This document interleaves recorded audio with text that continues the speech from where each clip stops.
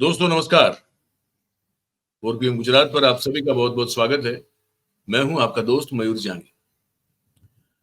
दोस्तों इस वीडियो में, इस कार्यक्रम में हम एक बहुत ही खास मेहमान से बात करने वाले हैं और आप जानते हैं उनको, वो समय समय पे हम उनको जब भी इनवाइट करते हैं, निमंत्रित करते हैं, आमंत्रित करते हैं, वो बिल्कुल हमारा मान रखते हुए आते हैं और आपसे मुखातिब होते हैं, बातचीत करते हैं। मैं बात कर रहा हूँ डॉक्टर जयनारायण व्यास साहब की। वो अभी कुछ देर में उनको जोड़ दूंगा मैं। और जिस मुद्दे पर हम लोग आज बात करने वाले हैं वो गुजरात में तो सही, गुजरात में तो गुजरात की बात तो करनी पड़ेगी क्योंकि हम लोग तो गुजरात से आते हैं, लेकिन साथ में पूरे देश में वो आज की स्थिति में, एज ऑन टुडे, वो क्या देख रहे हैं सामाजिक और राजनीतिक परिप्रेक्ष्य में, वो किस तरह से चीजों को डेवलप होते हुए देख रहे हैं, क्या परिस्थितियों की रचना होते हुए देख रहे हैं और वो कैसे एक आकलन करते हैं चल रहे चुनाव का, क्योंकि 2 चरण तो समाप्त हो चुके हैं लोकसभा के। अब जो 7 मई को चुनाव होना है उसमें तो हमारा गुजरात भी है, क्योंकि 26 लोकसभा सीटें हैं, उस पर भी चुनाव होना है। और उससे पहले भारतीय जनता पार्टी को जिस तरह से अपनी ही दवाई का स्वाद जो है वो चखना पड़ रहा है, उस पर भी बात करेंगे। और भी कुछ मुद्दे होंगे जो बिल्कुल सांप्रत मतलब कि करंट होंगे, तो उनको मैं जोड़ दूं उस साहब को, व्यास साहब को, और फिर हम लोग बातचीत शुरू करें। लेकिन उससे पहले मैं व्यास साहब का स्वागत कर लूं, समय निकाल के। आज बहुत ही शॉर्ट नोटिस में मैंने उनको कहा कि सर आपसे बात करनी है और वो मान गए, तो उसके लिए बहुत बहुत धन्यवाद आपका व्यास सर। और आप सब जानते हैं कि मैं परिचय दे चुका हूं, लेकिन फिर भी छोटा सा एक जो है उनका परिचय देना जरूरी बन जाता है, इसलिए क्योंकि एक वो रवायत भी है। तो डॉक्टर जयनारायण व्यास साहब जो हैं वो कितने क्षेत्रों में प्रवीण है उसकी सूची मेरे पास नहीं है, क्योंकि वो रखना मुश्किल है। लेकिन वो भारतीय जनता पार्टी के लंबे अरसे तक जो है वो एक बड़े नेता के तौर पर रहे। मोदी साहब जब यहाँ पे मुख्यमंत्री थे तो उनकी कैबिनेट में उनकी इच्छा न होते हुए भी इनको रखना पड़ा था, और वो आरोग्य मंत्रालय देखते थे, जो कि एक बड़ा महत्वपूर्ण मंत्रालय हुआ करता था और होता आज भी है। लेकिन अब वहां उतने सीरियस लोग और ज्ञानी लोग नहीं है, वो बात अलग है।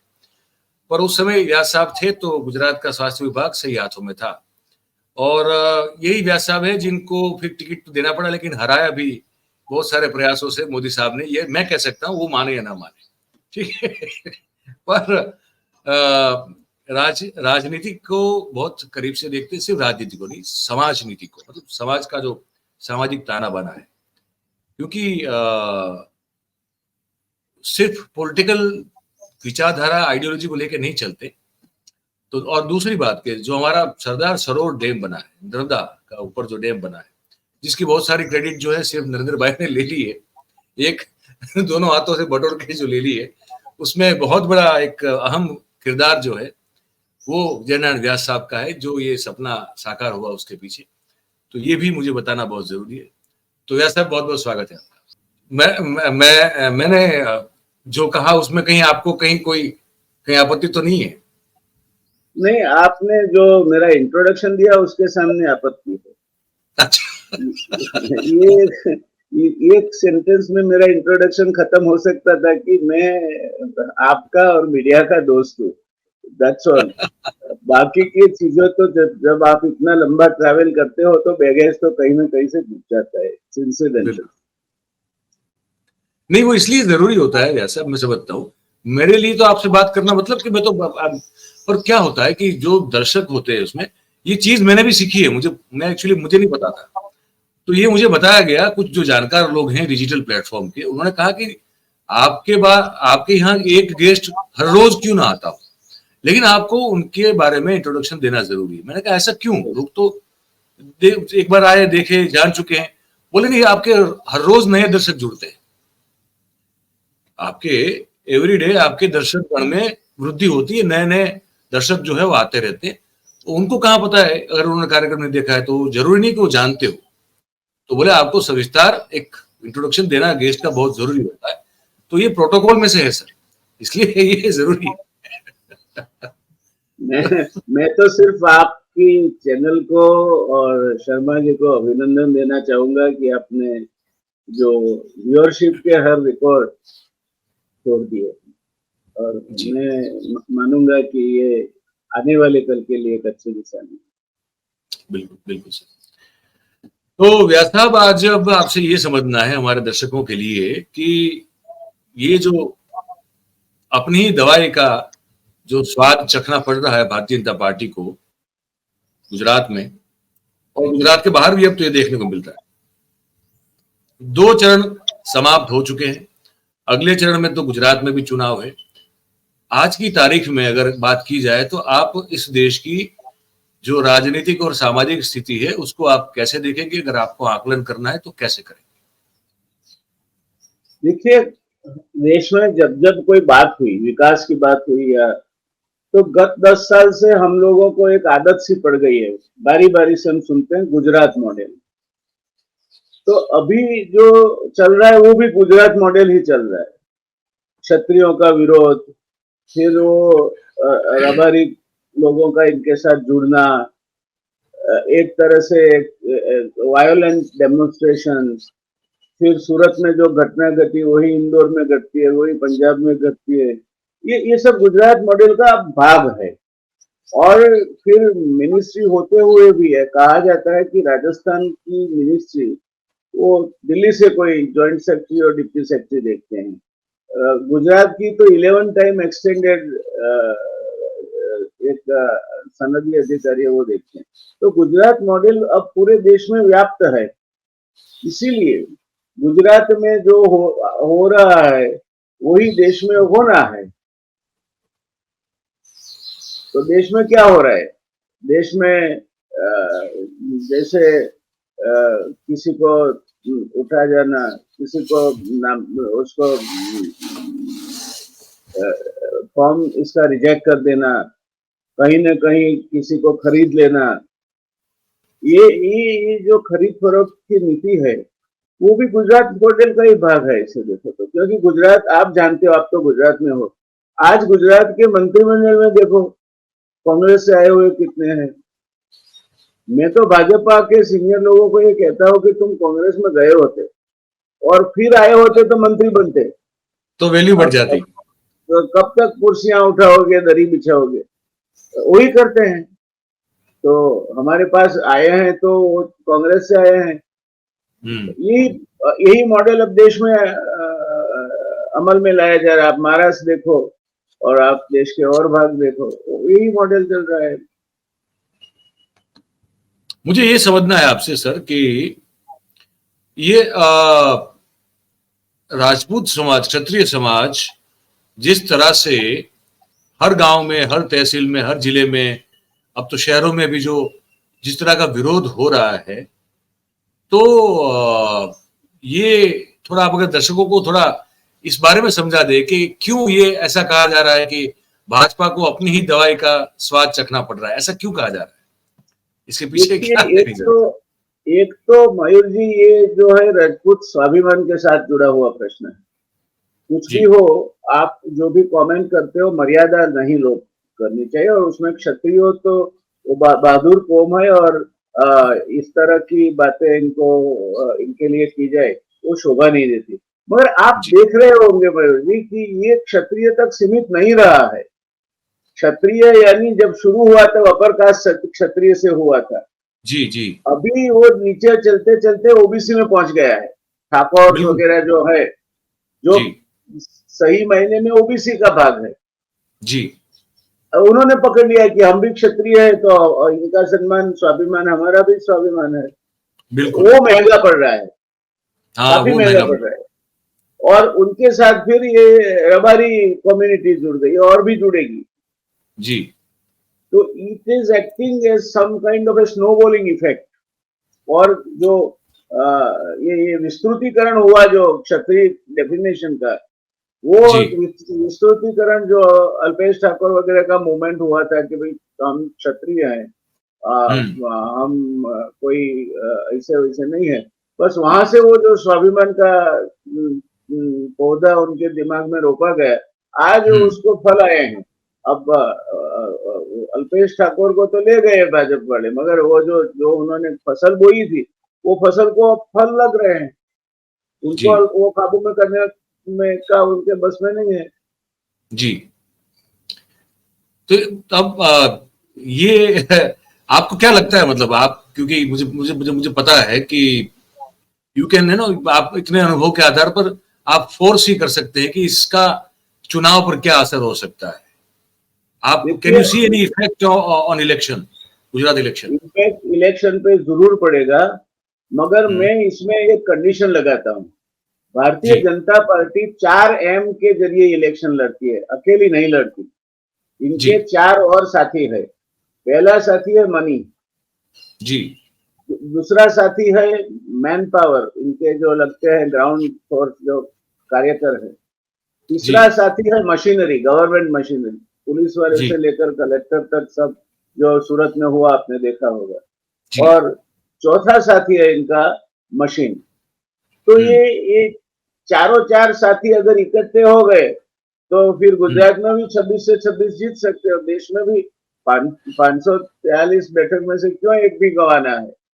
400 क्यों, अब की बार 400 पार क्यों, अब की बार 500 पार, मशीन को ही रिजल्ट देना है। तो ये चीज मुझे कहीं डरावनी लगती है, और अभी तक मेरा विश्वास नहीं बैठता है कि मशीन की करामत कुछ नए गुल नहीं खिलाएगी। और इलेक्शन कमीशन तो बिल्कुल कठपुतली की तरह बैठा हुआ है। इलेक्शन कमीशन को जब हम आज देखते हैं, तरस आता है। एक समय पे कैसे इलेक्शन कमिश्नर थे शेषान जैसे, और अब के इलेक्शन कमिश्नर और उनके साथी देखो, एक दिन पहले आते हैं, सुबह में आते हैं, शाम को इलेक्शन जाहिर होता है। क्या पता है इनको वेरियस कॉन्स्टिट्यूएंसीज का। तो ये परिस्थिति जो है, अगर मशीन यूज किया गया तो परिणाम कुछ भी आ सकते हैं, मगर उसके बाद देश की हालत बहुत खराब होगी। न कि कोई दमालबाजी करेगा, मगर देश को जिस स्थिति में लाके रखा है, हमारी अनएम्प्लॉयमेंट की जो स्थिति है, हमारी आर्थिक परिस्थिति जो है, पूरा नेक्स्ट ईयर तो 2025 को 7% ग्रोथ रेट पे उन्होंने, आरबीआई ने प्रोजेक्ट किया है, यानी उससे कम हो सकता है, ज्यादा तो नहीं होगा। तो पैसे कहाँ से लाएंगे हम। और एक और चीन अब नाउ नए नए मुद्दे उठा के लेके खड़ा हो रहा है। तो लिमिटेड दो limited, suppose that you have some war in the border area, you have a problem. अब ये सब मुद्दों को मद्देनजर रखते हुए सबसे ज्यादा इन्फ्लेशन जो है वो खाने पीने की चीजों में है। और खाने बिल्कुल। पीने की चीजों का कुल खर्च जो 1 रुपया दिन में करता है गरीब आदमी, उसमें 42 पैसा खाने पीने की चीजों के पीछे करता है। तो खाने पीने की चीजों में अगर इन्फ्लेशन हुआ तो सबसे ज्यादा बोझ गरीब पे पड़ता है। अच्छा, टैक्स स्ट्रक्चर का भी सबसे ज्यादा बोझ गरीब पे पड़ता है। आप कॉर्पोरेट टैक्स में रियायतें देंगे क्योंकि इंटरनेशनल इन्वेस्टमेंट लाना है आपको। आप इनकम टैक्स में रियायतें देंगे क्योंकि आपके जो वोकल सेगमेंट से डील कर रहे हैं। मगर जीएसटी जो आप कलेक्ट करते हैं महीने का 1,40,000 करोड़, 45,000 करोड़, उसमें से 52% of the GST is paid by people around or below poverty line, and only 3% is paid by the people who are rich. Now, in this kind of a scenario, to run this country in the times to come, वैसे honestly result आए तो नहीं आना होगा इनको, मगर आए तो भी इनके लिए भी मुश्किल होगा। तो इन्होंने तो वो रशिया ने जो स्कॉच अर्थ पॉलिसी की थी, वो स्कॉच अर्थ पॉलिसी तो ऑलरेडी अमल में रख के छोड़ी है। जी। जी। जी। जी। पर बात ये भी तो है ना व्यास साहब की, बात चुनाव से पहले जब बात हो रही थी तो नरेंद्र भाई अपनी सभा में वो भले ही झूठा ही सही, लेकिन आंकड़ा विकास का फेंकते थे कि हर रोज एक एम्स बन रही है, हर रोज एक आईआईएम बन रही है, या तो कुछ इतने एयरपोर्ट बन गए, या तो इतनी वंदे भारत ट्रेन चला दी है ना, या तो फिर कि इतने रोड बना दिए। तो तब तक तो विकास की बहुत सारे आंकड़े झूठे थे, लेकिन बातें विकास की होती थी। चुनाव जब आ गया सर पे, फिर आ गया कि मंगलसूत्र आपका बेच देंगे, ये मुसलमानों को संपत्ति बांट देंगे, फिर पता नहीं और क्या क्या, और फिर राजा रजवाड़े महाराजा। ये जब चुनाव आ जाता है तो फिर डिरेल क्यों हो जाते हैं? वो विकास के झूठे ही सही, लेकिन आंकड़ों पर बात करें, विकास की बात करते तो चुनाव ठीक लगता है। ये मूल मुद्दे जो है मयूर वो भाई, तो कहीं गायब हो जाते हैं। विकास की बात भी कैसे करेंगे? आपको थोड़ा तो तरस खाना चाहिए। अच्छा, गुजरात जो मॉडल है इनका, वो गुजरात में 19 पुल टूटे, नए बने हुए 19 ब्रिजेस वो गिर जाए, ये विकास का मॉडल है क्या? तो ये जो है इनकी परिस्थिति, उसमें कोई रहा नहीं है इनका कि वो बात कर सके। और एक हताशा, हताशा एक ऐसी चीज है कि वो इंसान को लॉजिकल थिंकिंग, दिमाग और जीभ के बीच का कोऑर्डिनेशन पहले खत्म कर देती है। तो आज देखिए प्रधानमंत्री जी का भाषण कितना बिनसरकारक हो गया। पहले लोग चिल्लाते थे इनके बातों पे, आज जैसे सांप सूंघ गया हो ऐसे लोग लाए उठ तो उठ के चलने लगते हैं। वो हिंदी फिल्मों के कुछ डायलॉग डिलीवरी करने वाले एक्टरों की तरह साउंड करते हैं, मतलब जैसे बोलते हैं वो। अभी पहले ऐसा नहीं था, पहले कुछ ये तरीका नहीं था उनका बात करने का। अभी तो कुछ ऐसा हो गया है कि मतलब जैसे नहीं, वो पहले हीरो चुनौती दिया करते थे कि अगर तुमने तुम्हारी माँ का दूध पिया है तो आ जाओ, उस तरह का एक फील आता है जब सुनते हैं ना। ये क्या कर रहे देखिए, हैं। जब आपके पास मुद्दे नहीं रहे तो फिर आपको यही चीजों का आसरा लेना पड़ता है। और अगर ये चीज का आसरा नहीं लोगे तो आपने परिस्थिति ऐसी कर रखी है कि आपके अलावा कोई सब्स्टिट्यूट भी नहीं है। एक अमित शाह बेचारे बोझ लेते हैं, इतनी इनकी नाजुक तबीयत होते हुए भी। तो इन्होंने अपने वहां पूरा नीचे खत्म कर रखा है। There is no succession planning, किसी और को प्रोजेक्शन देना नहीं है, फोटो फ्रेम में कोई आना नहीं चाहिए। राजनाथ सिंह भूल से माला लगाते हुए फोटो फ्रेम में आ जाए तो उनको हाथ पकड़ के दूर किया जाता है, जेपी नड्डा आ जाए तो उनको दूर किया जाता है। ये भाजपा का कल्चर नहीं था। अब इन्होंने एक नए कल्चर को, एक कल्चरल रिवॉल्यूशन लाए है भाजपा में, और नए कल्चर को जन्म दिया है। तो फिर नागपुर उतरते हैं, रात रहते हैं, मिलते हैं किसको वो तो पता नहीं, मगर वो ये ऐसा अखबारों में आप लोग कितना सच लगते हैं वो तो मालूम नहीं, मगर ऐसा लिखा है कि हिजड़ों के जो नेता थे उन लोगों से इनकी भेंट हुई। अब ये कितने वोटर हैं? तो ये अभी जब आप एक दूसरे से जुड़ी ना हो ऐसी बातें करने लगे और बात यहाँ जाती हो, बात वहां ले जाओ, तो यही होता है।